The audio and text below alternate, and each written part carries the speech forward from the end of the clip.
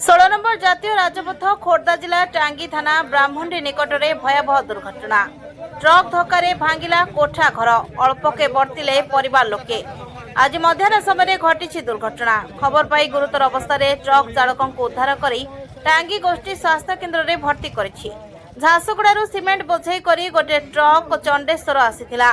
चंडेश्वर रे सिमेंट खाली करबा परे झारसुगुड़ा फेरुथबा बेले हठात ट्रक चालक जनक ट्रक उपरू नियंत्रण हराई बसथिले।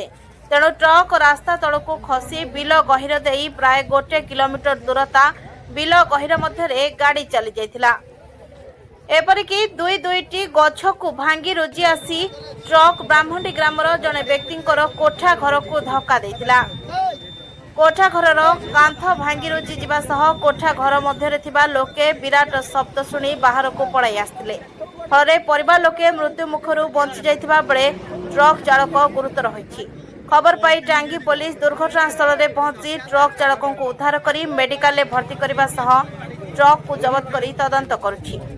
ब्यूरो रिपोर्ट साई संपूर्ण न्यूज।